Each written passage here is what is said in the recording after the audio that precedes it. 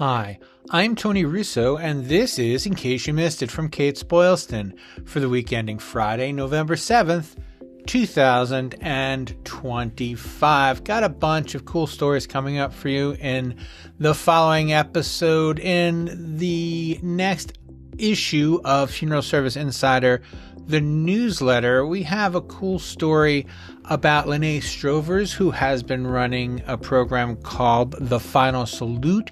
This helps get veterans' cremated remains honored and then put safely in a local cemetery to her.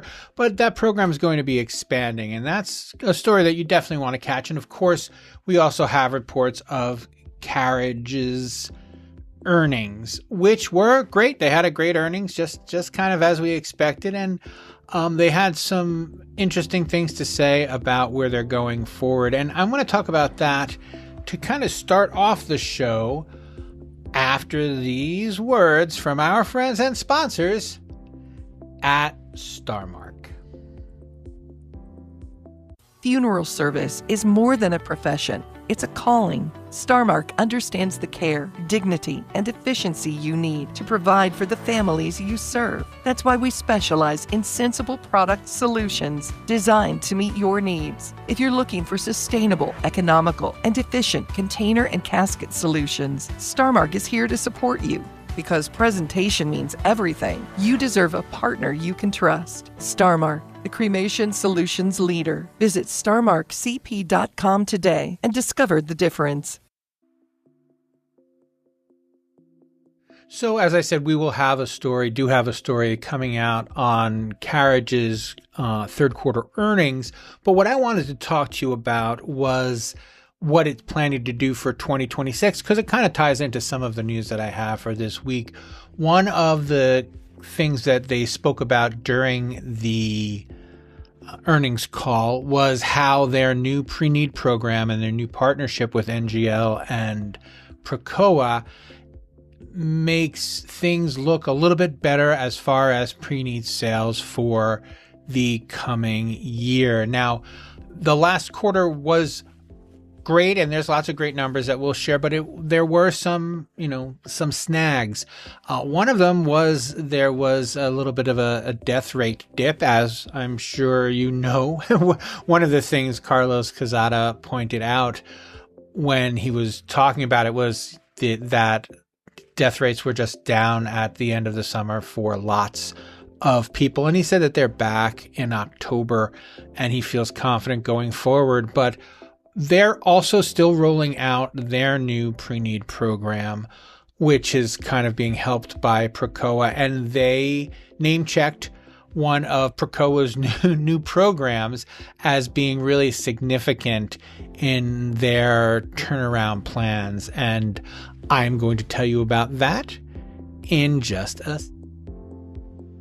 So Procoa has launched Pro, which it claims, its most complete version of its proactive model, which is designed to enhance preneed quality for funeral homes. And this is one of the things that Carlos had been talking about, saying that the funeral homes that they had that were underperforming went to the proactive model. And it was kind of funny because in my notes, I didn't know that proactive model was the name of a thing. I thought that it was a project, but the Pro, as the proactive model, according to Procoa's recent news release, has learned from setting over 2.2 million appointments and prearranging with more than 930,000 families over the last 20 years. And so using some of its AI technology and also another aspect called Everplans, which is a post-sale platform that allows families to add, update, and share their final wishes, turning quality plans into lasting legacies. So it's like, if you think of how families, quote, used to, unquote, all use the same funeral home, what if families all use the same pre-planned package? I think that's what's going on here. So there is a link to all of those things in the show notes, including Carriage's announcement. So I've been covering funeral service for 3 years, a little bit more than 3 years. And I thought that I'd kind of gotten all of the pending body abuse stories kind of under my belt, but there is one that's still been lingering, and I've been loath to mention it because there's been no reason. I came in late to it. It's from 2021. In August 2021, the police discovered that a funeral director or a funeral home owner named Lance Peck was had more than 25 bodies on hand and had given pretend cremated remains to the families. This is in Bannock County, Idaho. And it's been going back and forth, and every now and again he goes to court and there's a story. I've usually been ignoring it, but this time I couldn't ignore it because of the headline. The headline was "Go to Hell, Lance," which I thought was fantastic. And it stemmed from the fact that the judge rejected his plea agreement. So there was a scheduled sentencing hearing at the Bannock County, Idaho courthouse, and it was canceled when Judge Javier Gabiola rejected the plea agreement. The deal would have limited the maximum mandatory prison sentence to 3 years, and that was just not acceptable. And so now the defense has withdrawn its guilty plea, and I guess the whole thing continues. But the victims actually seemed happy over what they call a bad plea deal. I think they want him to do more than 3 years, and this is something that we've talked about before on this program. There are some things that I think we need. I'm not usually a heavy-handed sentencing person, but if you are a bad actor, the risk versus reward of not turning over, of not doing the cremations or turning over fake cremated remains is significant.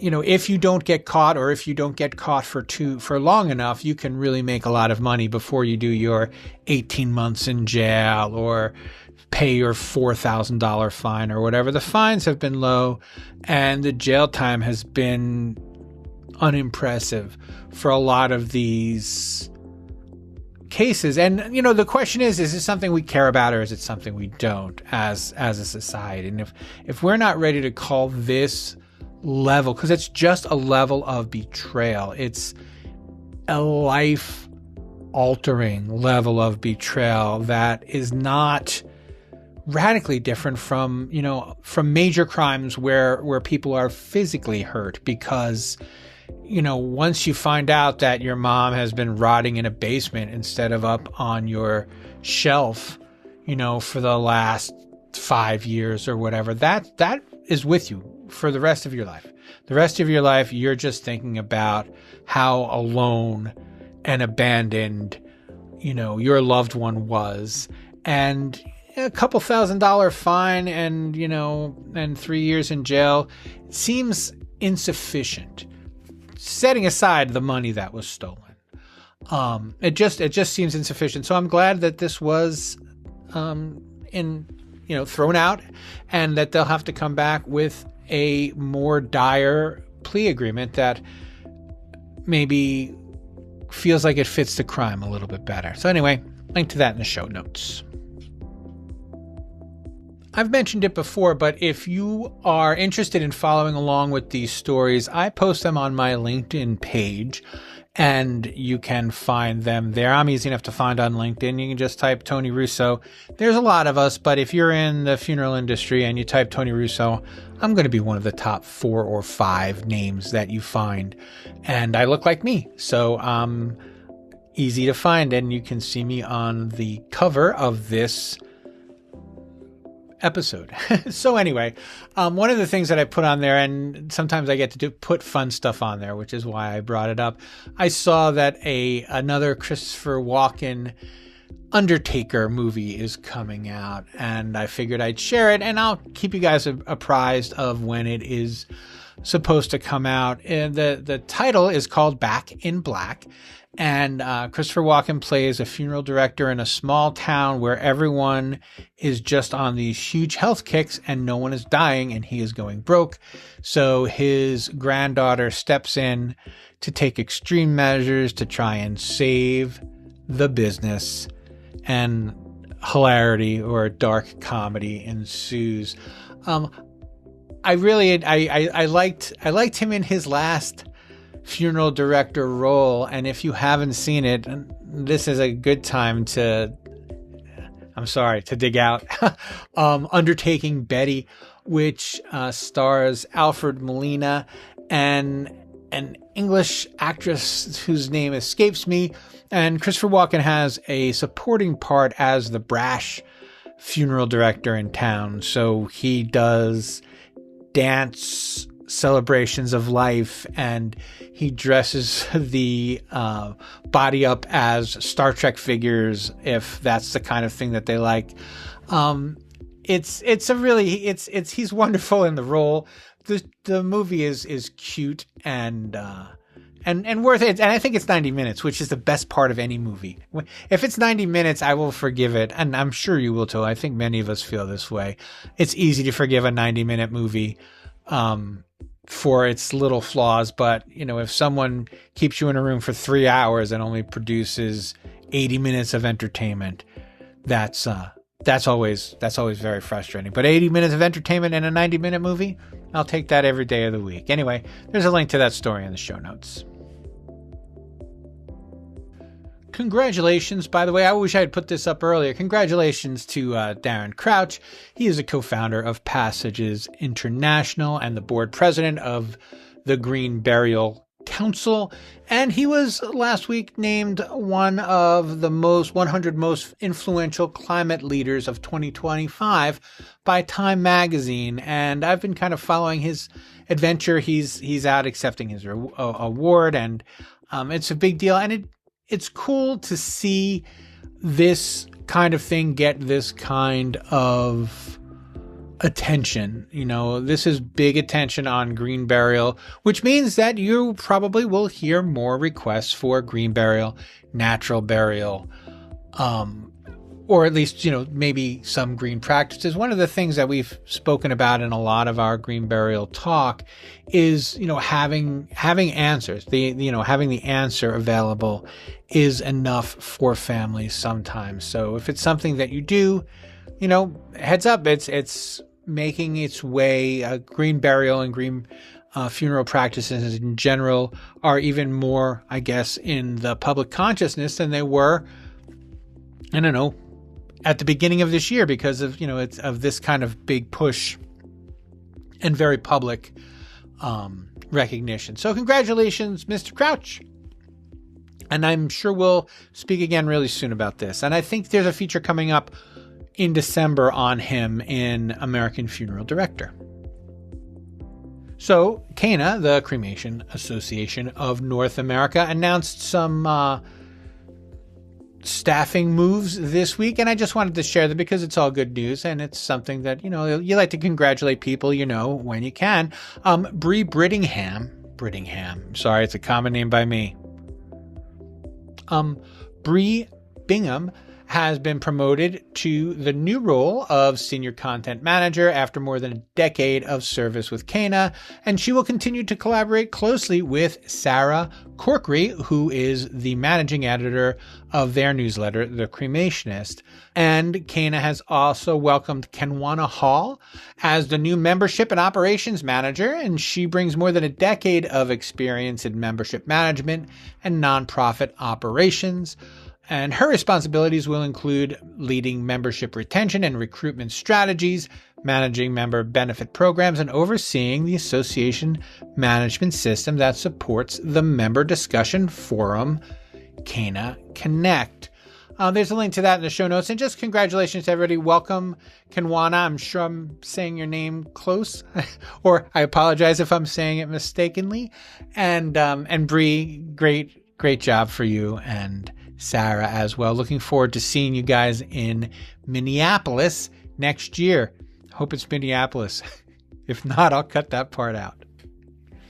Just real quick, I did check, and it is in Minneapolis, but they also have their cremation symposium in Las Vegas in February.